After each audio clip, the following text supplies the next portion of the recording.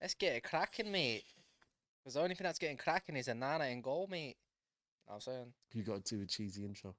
Cheesy intro. Yeah. Oh, well, that time when he goes, Mm. right, let's talk football. Like that, yeah? That one. Welcome to Never a Foul. Please smash the like and subscribe. Let's talk Yeah. football. Anyways, stopwatch going on because if I talk for any more longer than 10 minutes about Onana and the rest of the team and so forth, I'm going to get stressed. Hi, guys. Welcome to Never a Foul. My name's Ty and I'm going to be your host today. I might look white, but don't worry. We are here to slew Man United. You might want to cut that out as well, just in case George decides to use it. Yeah, true that one. I imagine send it back. No, I'm joking.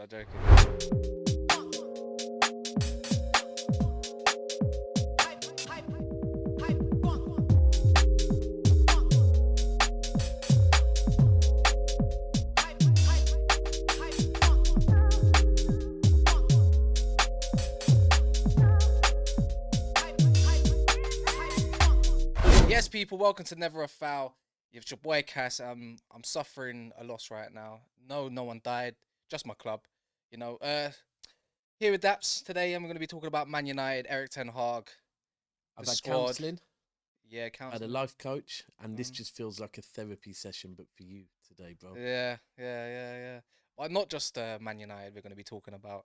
We're going to be talking about Arteta and the situation with his rotation, which has now led Saka to a muscular injury, potentially in the calf area, which means he's going to be out for 6 to 8 weeks, and that means he's not going to be playing against you boys, which is kind of it's kind of worrying if you're an Arsenal fan going off such an exciting, win against Bournemouth. He'll probably end up playing. And I don't know if it's I no longer know if this is like Arteta pulling the wool over our eyes, or Arteta running Saka into the ground, or Saka telling Arteta he's fine, where the medical staff getting involved and telling people what to do. Either way, this is a shit show. This is a shit show. Yeah, I agree on that part. It's just I'm just looking at we didn't watch the game yesterday, obviously. No chance. And with the Champions League, Man United is Man United. I have to watch them first. I didn't watch the game, but from going off what people have said, going off what a gal said, it just wasn't good enough on the day. And bar all of that, the loss and whatnot, it's just my question is, if you spent 700 million in your squad, which you have to, by the way, I'm not saying how much money has been spent. He has been backed. You've got a squad. You've given Nketiah a new contract. You've given Reece Nelson a new contract. He plays on the wing. The first person to come on to trust surely is Reece Nelson, even though maybe he might think that he doesn't have the Champions League quality like that. But surely he comes on over Fabio Vieira in his natural position on the right, correct? Because it's kind of, for me, it's kind of concerning because it's like when my manager decides to put on Eriksen for Maybury and have Bruno and Fernandes still playing. I just see, for me, I just feel like it's more than just the fact that I don't get it. Saka, sensational talent, but come on, man. Like, how many games is it on the bounce? It's mad, crazy numbers of games. 86 suits? Something like that? 80-something games on the bounce. And, other people have been involved. Southgate's been involved playing in friendlies maybe when he shouldn't. But it's just this constant Saka must play thing. You've rotated Martinelli and Trossard. You trust Nketiah. You've got Jesus that actually can play wide right. For Manchester City, one of his best seasons was playing wide right. And this constant requirement to play Saka every single game, it just seems crazy to me. And I also think that, to other players on the team, it sends a message that, we have to have Saka to win. It sends messages to other teams, like, if Saka really can't play against City, is that a big message to Manchester City? We don't know what we're going to do, because it's too reliant on one player. And of course, we all have them. Look, we've got De Bruyne, we've got Rodri. We're seeing at the moment with Rodri, but I can honestly tell you at the weekend, if Bernardo Silva and John Stones are not fit, I don't want to see them on the pitch, right? Yeah, true. No season is bigger. No one game is bigger than a whole season, right? And now, if Saka is out for 4, 5, 6 games, what does that mean on your season?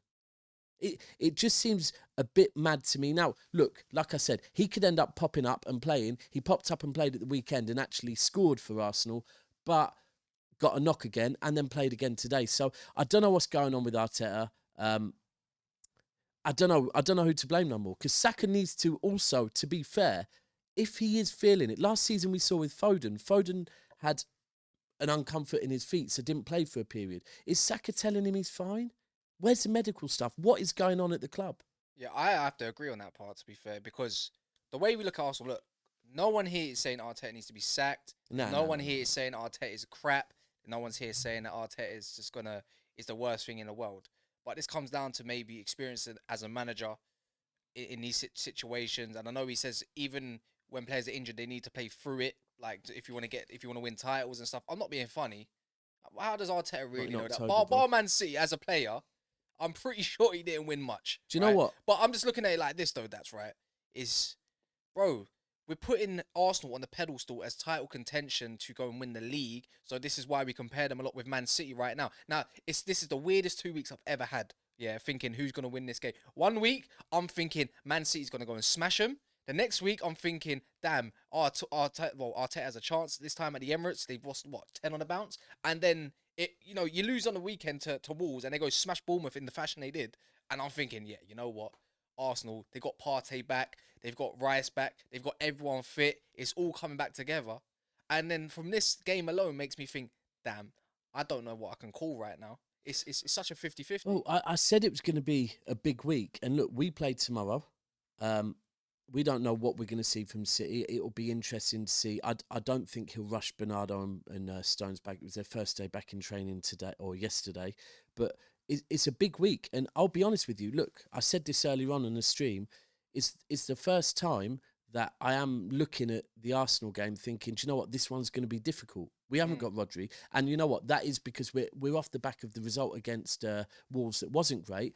Let's see what we have tonight against Leipzig. But yeah, I don't know. It's weird. And for me, it's just, it's too early in the season to be doing this. Look, I remember 2 seasons ago in May, Laporte was playing through an injury. That was May, bro. There was like 3 games left in the season. And it was, he had the injection that a lot of players have and just play through. It's October, right? You are risking your best player in October. It just seems wild to me. But you know what? I'm sure something will come out about it. But as far as, look, for me as a City fan, I don't look at tonight and think much about the weekend.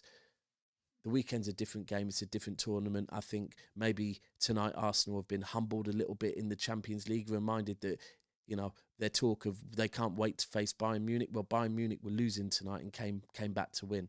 That's what teams in the Champions League do. So maybe tonight's a bit of a humbling for them. The fact I was what's it called? I was going to say, I was very complimentary of Arsenal's unbeaten run, and clearly that's come to an end. Now you can shift it to the Premier League. They're still unbeaten in the Premier League. Still invincible in the Premier League. Still invincible, but I'm pretty sure it's going to be a good game, regardless, Saka or no Saka. But then you can kind of, I think as Arsenal fans, you can kind of see where the team is without Saka. So yeah, you kind of everyone has to do it. Yeah, bro. man, it is where it is. But moving on from one manager to another where it's not going so great, my one called Eric Ten Hag, right?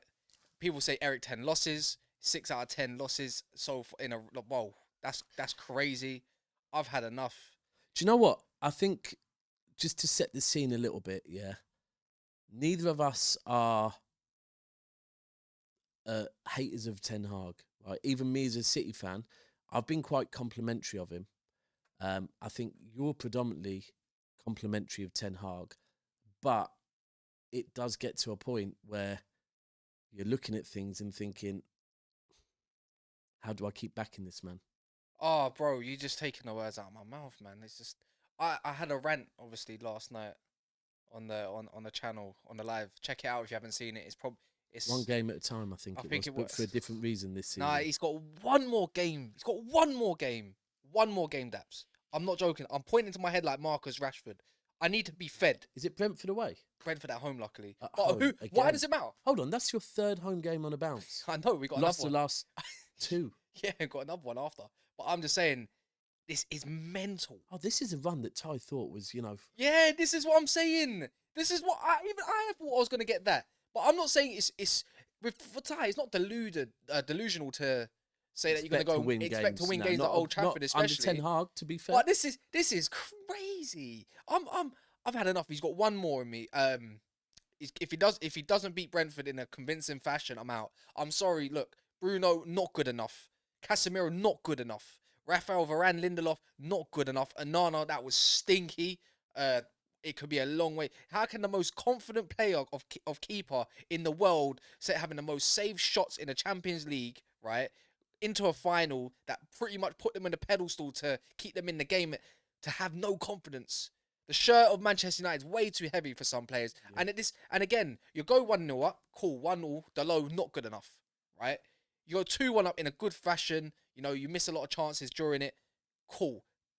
Few minutes later, wow, goal. All of a sudden, down from the left-back area, inside, done, goal, whatever. Then there's a penalty. It comes to, the manager sets up the defensive shape of the team and organises it. How are you conceding to Galatasaray? That's their first win on English soil. I think, for me, the point where, when I was looking back at the game, where I thought, this is where some blame has to fall on Ten Hag, is, look, the mistake that led to the penalty, that wasn't on him, that was on Onana. Yeah. The sending off, could Casemiro have maybe not got sent off there? I don't know. I'd have to go back, look at positioning of other players. I'd rather have conceded another goal to make it 2-2. What was it? 3-2. Was it going to be 3-2 at that point? I think. Rather than him get sent off, because then you still have a chance. But here's the thing. So maybe Casemiro, maybe Onana. But here's where I feel you have to drag Ten Hag into the mixer, is what happened after the penalty was missed. It was still 2-2. But it's what happened then, right? And it was 2-2. Shut up shop, take a point, right? You didn't, right? The way the game went after the penalty miss, where it was still 2-2, right? There was no game management from Ten Hag. It was like almost Ten Hag still wanted to go for the win. Bro, it was a 50-50 game with 11v11. It's now 11v10. Galatasaray looks like they still had energy, and he didn't shut down shop. He didn't. At that point, look, it was 3-2, could have been 4-2. And at that point, there was no game management from Ten Hag being 100 with it. And you spoke about players and the weight of the Man United shirt, one of the biggest clubs in the world, biggest club in England. I don't know if the weight of the shirt is too much for Ten Hag as well, bro. Look, the Zlatan interview is going to come out. I was saying it before that. I don't know if maybe this season he is looking like the pressure, and it's not just on the pitch, it's off the pitch. The pressure of this British media is not a joke, and I don't know if he's sinking. Man, well, he might sink. If you're going to get rid of a manager, it's probably the perfect time over an international break to rethink things. And I know I want to back Ten Hag. I want to believe in him and everything. And I know the squad they do this over and over again, and I've had enough of it. But you need to still get the best out of the group. And I still think that's still a good enough team to set up in a way which is attractive enough to go and beat a Galatasaray, to go beat a Crystal Palace, to go beat Brighton, and so forth and so forth. We keep talking about personnel that's always injured, but there's no reason to have a Champions League winning Casemiro looking like crap, and a Varane as well as this, and Lindelof. It's just not good enough. Yeah. And it's just, word to Northside, not good enough. But if you actually look at Ten Hag's latest signings tonight, bar Onana, they look good. I think Amrabat looks good. You need to get him into the middle of the pitch as quickly as possible. 100%. I think Mount looked okay tonight. I thought he was fantastic. To be fair, basics well. Should have had a goal. Mabry in the way. But then as soon as you took Mabry off, don't get me wrong, Eriksen gave some control. But that's not the point. It's the fact you took away energy to win the ball back. He's never energy. He's never energy. And the other one is, you know what, we'll probably do a separate video on this. Højlund needs some flowers. Højlund was good tonight. I can't knock Højlund at all. But I'll be honest with Onana, bro.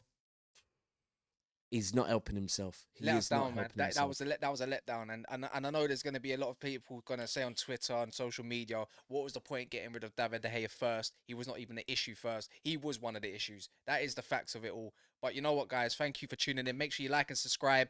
If you haven't done so, on the road to 20k, we want to be getting to that 50k mark as soon as possible as well. But big up, and we'll see you again probably tonight or tomorrow. Just look out for the live show. Pretty sure it's going to be a shameless one. I'm going to get roasted. Not nice.